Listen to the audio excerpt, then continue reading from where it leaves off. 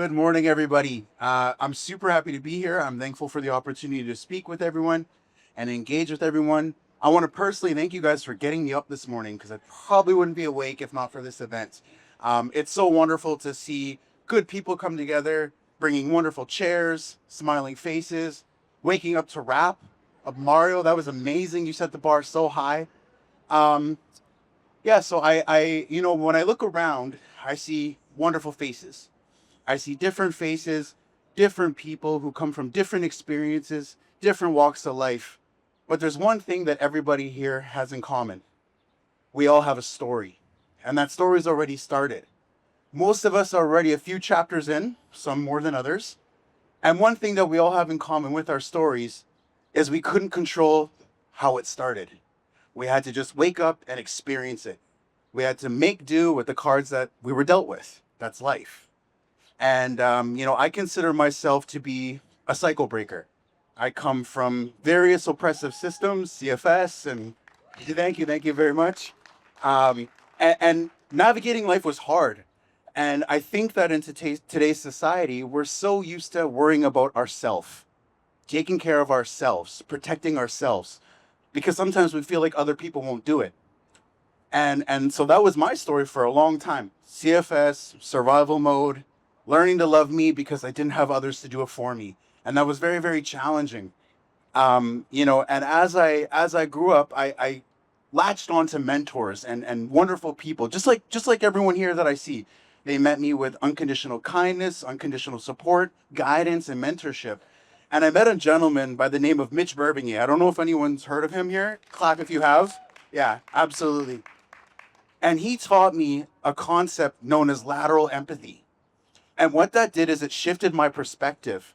It gave me an emotional attunement to the experiences that other people might be facing and understanding that everybody has a story and everyone's chapters look different.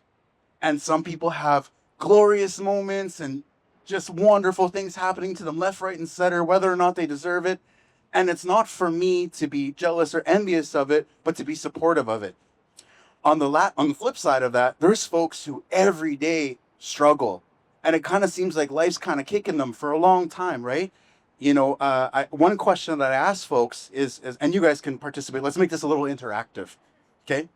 Put your hands up if when you're hungry you have access to food. Yeah.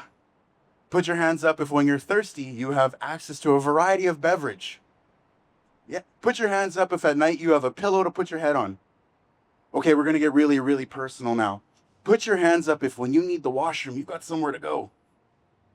Exactly. Those are very normalized things. Those are things that we just take for granted because it's been there, it'll always be there, and we can do that. And what I started to realize is that's not a very common thing. It should be a human right. I would consider it a human right, but there's humans who don't have access to that. And so what I did was I took that concept of lateral empathy and started collaborating with youth because I was a youth. I was a misguided, unsupported, overlooked youth.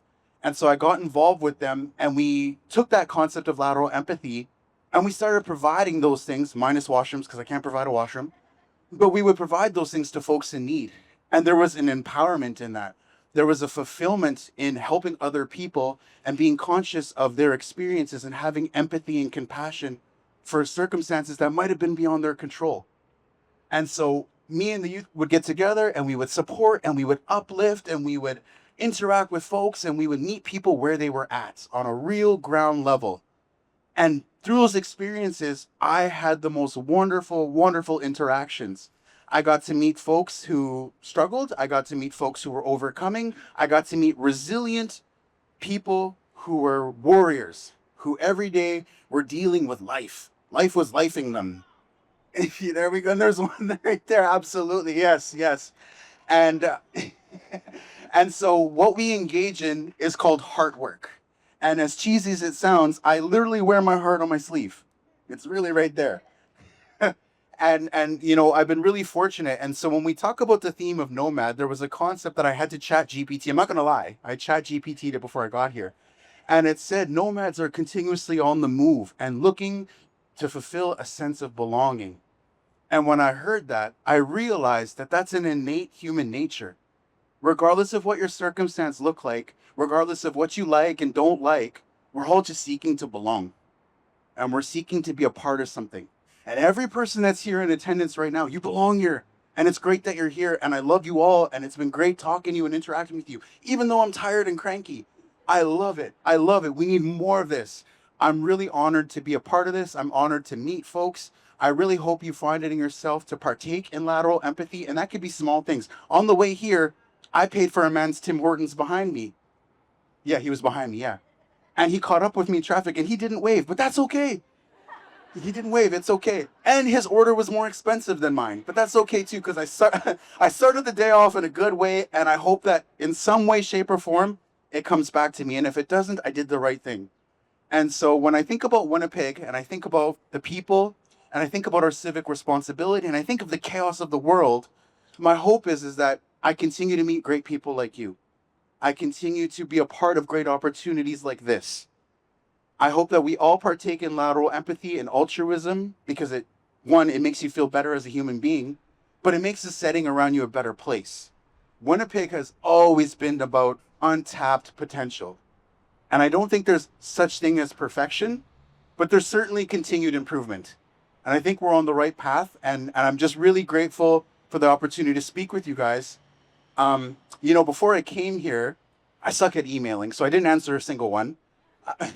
I think that the team was a little scared that I wouldn't show up. And I was asked to provide a written, what I was going to say, like a pre-written speech. I've never done that. I come and I show up and I speak from the heart and I try to joke around and interact with the people. And somewhere along the lines, I usually throw in a Will Smith joke because people think I look like him. I didn't get a chance. I guess that counts. Uh, and so for me, I think it's important to speak from the heart because there's a sincerity and a sense of genuine tone to that. And I think it creates an opportunity to connect. And that also ties in with the concept of belonging, forming connections with good people, with good intentions, who want to become better each and every day. So my name is Daniel Hidalgo. I could go on all day. I won't. But for those of you who want to learn more about Community 204 and how you can get involved and what that looks like, you guys can go on our Instagram. It's community.204, our website, community204.ca. You can just approach me. My tag says you can talk to me or ask me about everything because I know everything. So just come to me. And if not, I'll point you in the right direction. But I'm honored to be here. I hope I get more opportunities to do these things. I hope I get to meet you folks again. If ever you see me anywhere, come say hi. If I look mad in traffic, I am. But just come find me and support Mario and his rap career because I love that. That was absolutely, you had a goat buying in the back. I don't have that. I don't have anything. So I'm proud of you. I admire you. Let's connect. Let's work together. Let's make this a better place. Let's feel better about ourselves. Thank you.